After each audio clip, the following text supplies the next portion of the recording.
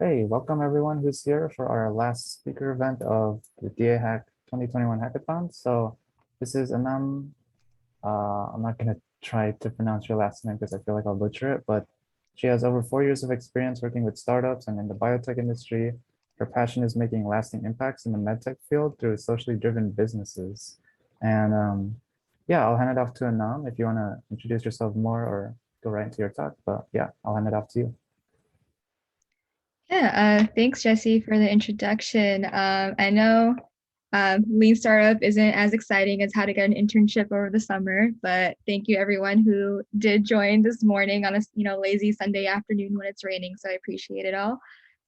Jesse did a great job with the introduction. I been living and breathing startups for the past around 6 years now. So something that I love doing and I love teaching. And I hope during this Lean Startup talk that if you're working on a project with open source and you're wondering on how you can maybe further that along into a company, that I'd be able to help or make you think about the idea more. Um, so before I dive into Lean Startup, just like a oops, quick little about me. Brief intro, I got my bachelor's in bio-E at Cal in 2019, and then a master's in translational medicine at UCSF in 2020, which was last year. And then I've been teaching Lean Startup through LEC Launch Accelerator, and I did a few consultancy gigs at Skydeck and Organos, and was a program manager for the NSF iCorps, which is like a 6-week intensive program where a lot of college students go and try to see if they can create a startup with their idea. So I've been doing this for a long time, and then recently I launched my startup called Think Lean LLC, where I focus on high school students and community college students, and take them through boot camps on finding their product market fit. And while I'm not doing Lean Startup on my full-time job, I'm actually a post-market surveillance analyst at Intuitive Surgical.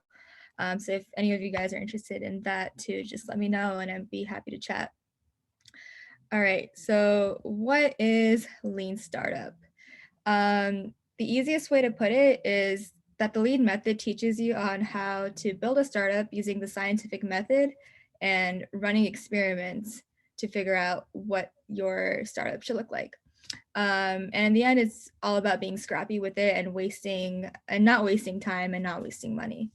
So as you can see from this graph, it's a much faster way to get your startup to be successful. You spend much less time and money getting your company out the door. Most startups make an assumption and they believe that they're doing and they're building something that's everyone's going to like and everyone's going to want to buy. But when they actually launch the product, they realize that there's not that much demand for it or it's not what the customers actually want. With the Lean Startup method, you speed up the process by going through the customer discovery process and finding out what your customers actually want much earlier on. That way you know your end user and customer so well before you spend the thousands and hundreds of thousands of dollars building the actual product and prototyping it. Oops. Now, back in the old days-ish, there used to be this thing called business plans where people used to write hundreds of pages in a binder on what their business plan should look like for their project or their startup. And recently, well, in like the past couple of decades, like 20 years ago, they launched this thing called the business model canvas, which is what you see on the right. They used to submit these business plans, which is the binders to venture capitalists in order to get funding. And it turns out that VCs don't really like that anymore, and they more prefer the business model canvas approach. Um, Basically write a bunch of hypotheses regarding your business, and then you invalidate or validate it, and then you pivot and you keep going until everything in your model is validated, and you just present this to the VC during a pitch. It's much easier, much faster, and much condensed than it used to be back in the day. I want this presentation to be super interactive. I know there's a few people here, so if you want to, in this next session, use the chat or just unmute yourself to speak or give ideas, that would be amazing. but I think you will like the experiment or like the test example in this presentation. I'm going to be using Uber as an example. I'm not sure if you guys knew this, but Uber is notorious for using open source a lot in their business model canvas. And they actually lean on open source projects and teams that use open source to further along different parts of the business model or like different parts of the product. And Uber itself used the lean startup method and became a unicorn company in like less than, I think it took them less than 2 years to do that. And we're going to use the Uber ride sharing app to figure out if we can see what parts of the business model canvas the Uber model uses and what each of these sections are. And we'll go over it one by one. The first part of the business model canvas is the value proposition. And it's also the most important one. What do you think Uber customers value the most in their product? Why do Uber customers care for Uber? What do you think the value proposition is? Feel free to unmute or chat. I'm not sure if there's a way I can see the chat. Convenience. That's a good one. Anything else? Maybe like speed. Yeah, like how quickly you can get your ride. That's a good one.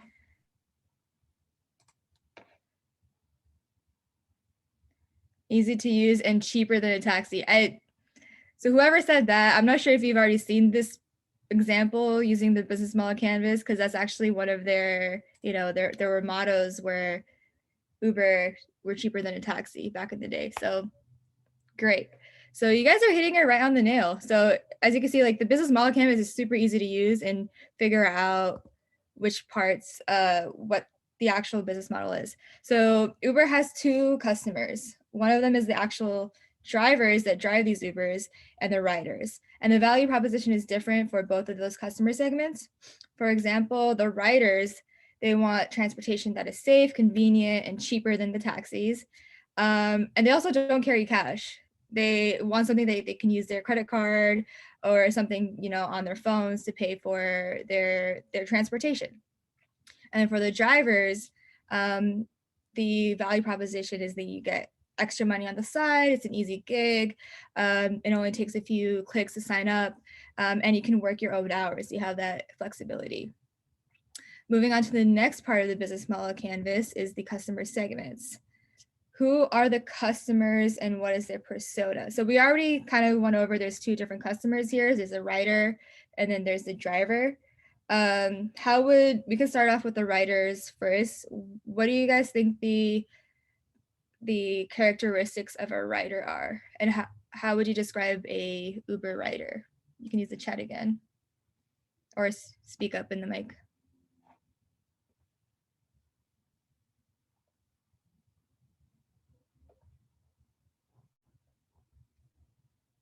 Don't be shy.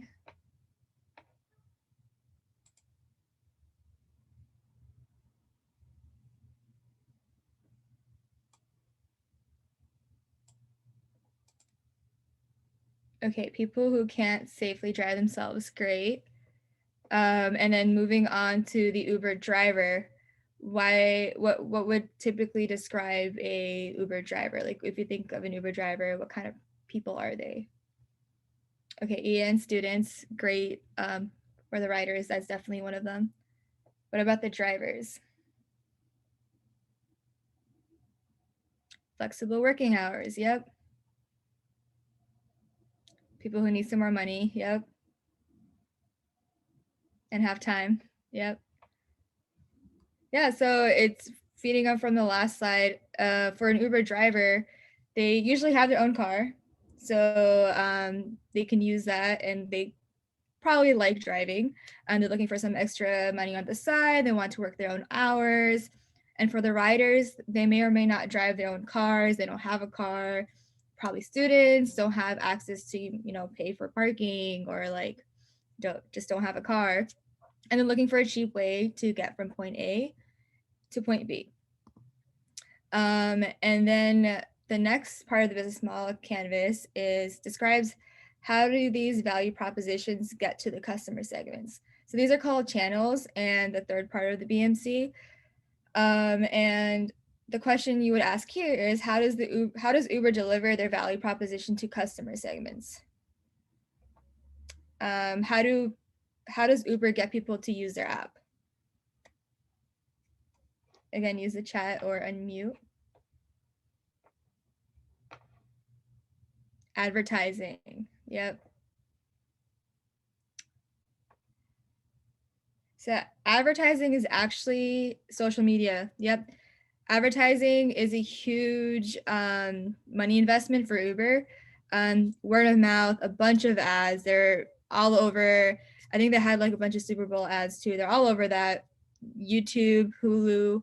And then another thing was Uber referrals. It used to be a lot bigger a couple of years ago, where you would get a bunch of, I think you would get like $5 for every Uber customer you would, for every person you would have signed up for the app. And they got a lot of customers that way. That was actually the number one pipeline for getting customers, because the whole incentivization of getting, $5 off of your next ride or getting money towards your next Uber drive really got the customers going. And the next part of the business model canvas is customer relationships. How will you keep up the relationship now that you're on the app, you've already signed up? How do you get people to keep using the app? Again, use the chat, please.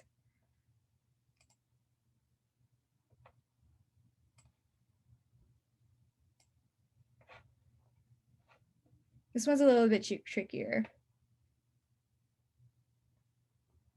Easy UI, getting feedback from users and implementing it. Yep. Has anyone's ride been late, or something's fishy been going on, or you've been overcharged for an Uber ride, or the ride doesn't split up that well? Actually, Uber's customer support is one of Uber's main ways on how they build those customer relationships.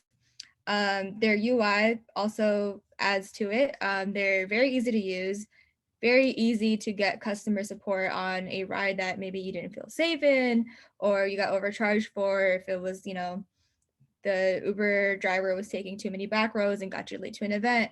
Their customer support is usually more than willing to help. And that allows customer retention and allows Uber to do well. And so moving on, we're going to move on to the revenue. Oops, yep. But yeah, social media, customer support, referrals, reviews, and the whole rating system is all part of that. For the revenue model, so you get the payment, everyone uses, their credit card to pay for these Uber rides. Does anyone know how the revenue model actually is successful? And it doesn't have to do with it just, being able to use credit cards instead of cash. Hint, has anyone gotten an Uber after like a concert's over or after a game? What happens to the price when you order an Uber at a more busier time? Make the prices higher. Yep. So they do a very, they surge their prices at more busy times, and that's what helps Uber have competitive pricing. And in these cases, Uber prices might not actually be cheaper than a taxi, but because of the demand and because people are so used to using Uber, they don't really mind it. And that's another way that they keep getting more profit with their rides, by pricing certain rides at certain time at a more higher rate. Yep. So transactions, surge pricing, and then also licensing as well. And then now we're going to move on to the left side of the business model canvas, which is key resources. What are the limiting assets you need for Uber? Like without this, there would be no Uber. It's on your phone. Like without an app, you won't have Uber. So what are the key resources that you would need? And I'm going to go through this. You don't have to put in the chat, but the app developers, engineers, they are all key resources that Uber needs to get their word out there, to build the product out, but also skilled drivers and a network of drivers and customers to make sure that they have enough demand for their product. And then key partners are people that you would team up with and get a more healthy relationship on building their product out or building their team out. So contrary to what a lot of people might think about Uber, the Uber app is actually a very much negative cash flow company. Their investors are their key partners and also their drivers. Without any drivers, their system wouldn't work. And especially this past year, lobbyists have become an even more important key partner. They're the ones who are advocating for contractor status for drivers instead of the Prop 22 on the ballots. Last year, it was exactly about this. Like there was a whole, you probably saw ads on it on Hulu or online on YouTube because it was a big deal because it had to do with how riders or high drivers would be taxed. And in order to get more positive cash flow, they were proposing for the proposition to go through. So that's a fun fact. And then moving on to the next part, key activities. What are the main things Uber has to do as part of the business, as a business to keep it going? For Uber, most of the interaction happens through the app. So developing their app is a very key activity. And they have a strong payout system and strong customer service system really helps them. And then last but not least, the cost structure on the bottom of the business model canvas. What drives their business cost? Like what will Uber be spending most of their money on? For Uber, most of their money is spent on customer acquisition, and often due to lawsuits, the whole propositions, Uber incidents, and worker compensation, a lot of money is spent in legal and settlement costs, and lobbying also takes a lot of their money. And so we've gone over most of the business model canvas, and I knew I was running out of time towards the end, so I sped through it instead of asking for feedback and asking for questions. The right side of the business model canvas is external and revenue facing, and about retaining customers, and the left side of the business model canvas deals with expenses and is more internal facing. So you probably noticed as we went through the canvas, we never really talked about specific details about, what the app looks like, or specific features of the app. It was very high level and very general. And oh, thanks, Maxime. But yeah, so it's very general. We never went over, what kind of code the developers use or exactly the details of how Uber ran their business. And that's because the customers don't really care about the technology. What they really care is about their problem and how you're going to solve it. So here's an example. This is a hole and this is a drill. No one really cares about the specs of the drill or how shiny it is or how fast it goes. What people who own a drill really want is this drill going to give, is going to make the hole so I can go ahead and, create the side project I was working on. At the end of the day, the customer only wants the hole. People get so lost about all the fancy schmancy details that they forget what the customer actually wants. And that's what Lean Startup is actually having the customers and having the developers and having the entrepreneurs go back and think about. And how do they think about this? Customer discovery. You ask people, what is their pain? What do you struggle with? What would make you jump up with joy and what would make you cry? What's bothering you? Trying to get to the root of the problem. Most of the startups fail because they don't have any customers. As we talked about in the beginning of the presentation, They build a product out, they're so passionate about it, but they don't do their customer research, and they realize their idea isn't something what customers would pay money for. And that's why customer interviews are so important. They make you get out of the building and talk to some of your potential customers, figure out what they want and what pains them. That's exactly what Uber did. Uber went through this whole lean startup model canvas exercise. They interviewed, I think when they were back in accelerators, they interviewed over 100 people over a span of, I think, a month and a half, and even more than that after the program was over, to figure out what their pains were. To help you kind of picture this is a picture. Stare at it for a few seconds and try to figure out what this picture is.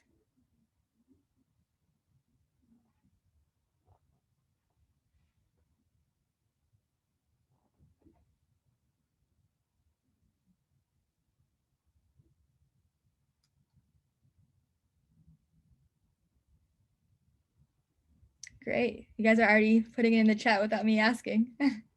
Crocodile. Okay, so I got crocodile, Dalmatian, and a dog eating something. Awesome. So you see a sidewalk. See, everyone's seeing different things. Imagine, you see these black ink dots on the canvas. Imagine if half of those weren't there. You wouldn't have that much data to kind of even picture what you're thinking you're seeing. So this is actually a picture of a Dalmatian drinking water. So whoever said that got it right. But it's really hard to see that. And with more data, if there was more pixelation and there were more data points on this canvas, it would be more easier to see. And customer interviews are just like that. With each person you interview at the lean startup, you get another data point for your canvas, and you can start to get a better picture of who your customer really is after you get all these data points and figure out what parts of the business model canvas are. And you see a pattern and it develops and you see the bigger picture. And that's all what Lean Startup is all about. So that Dalmatian, or that bigger picture, is seen by the guessing process. Each part of the business model canvas and each part of the business is a guess that someone hypothesizes first. And you think you know what the value proposition is, and you think you know what the customer segments are, but it's just a thought. You haven't really gone out and seen if the customer really likes that, or see if the customer really wants that, right? And then you go and run your experiment and you interview customers through your customer discovery process, which is usually, people just have like a list of interview questions to ask them, like, hey, like, what's your biggest pain about trying to find a ride back home after like 2 a.m. or why don't you have a car up here? Things like that. Super vague questions. And through these vague questions, people, the customers kind of talk about more about what their pain point is with driving in general, with like owning a car in general. And it helps validate different parts of Uber's business model canvas. You run your experiment, you interview the customers through customer discovery process, and you validate and you invalidate the process. You keep doing it until you validate and like you get majority of the population kind of agreeing with you at a certain point. It's very hard for people to do at first when they're trying to create a company, but the system, again, helps people get results faster. And you do this for every part of your business model canvas. Let me go back. Every single part of it, and then you go back and change the business model canvas, and then you launch it and you figure out you were wrong, and then you go back and then you keep changing it. And that's the beauty of it, and that's what the lean method is in a nutshell. That is all I had today. I know I went a little bit faster towards the end. Does anyone have any questions about the lean startup method, or about how maybe Uber used it? Feel free to put it in the chat, or just unmute and speak, and I'll be happy to answer any questions.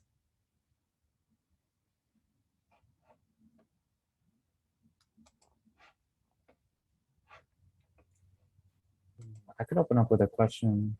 Yeah. Yeah, it's not really about the lean startup, but kind of startups in general. So in your experience, like what is like the timing usually for people who create startups? Like, is it usually like after graduation that they do it, or have you seen like successful startups that happen like in college? So I've been actually working with a lot of startups that are in college. They're just students that have an idea and they want to see if they can launch into something bigger. It does take a lot of time, and you're students. You're putting all your time and effort into class, and then you're also putting all your time and effort into like trying to get the startup going. But I've seen it happening. Back at when I was at Berkeley, like it was just students having their side startups all the time. So I definitely think it's possible. Just takes a lot of effort and a lot of time commitment in those early stages. Yeah. All right, there's a question in the chat. How did the Uber people get people to interview? Yeah, that's a great question. So when customer discovery happens, or when people in the lean startup, the preaching kind of phrase is get out of the building. You really want people to get out of the building and interview random people. Uber, quite frankly, they went to the street and then they asked people, random people as they were walking by, like, hey, I have a question about like driving. Do you have some time to talk to me about it? Like, they did that. They called the taxi companies, and they talked to taxi drivers that were, their full-time job was being a taxi driver. They figured out what their pain points were in their driving system. They also went to college campuses and interviewed a bunch of people on college campuses on driving, feeling safe, walking home, that kind of stuff. So they really advocate for getting out of the building, just interviewing randomest people who you think might be interested in the app or the technology that you're developing, and just asking them. And then the more questions you ask them, the more people you ask, you'll see the pattern, and then you'll see that dalmatian or the bigger picture. This is a good question. Anything else?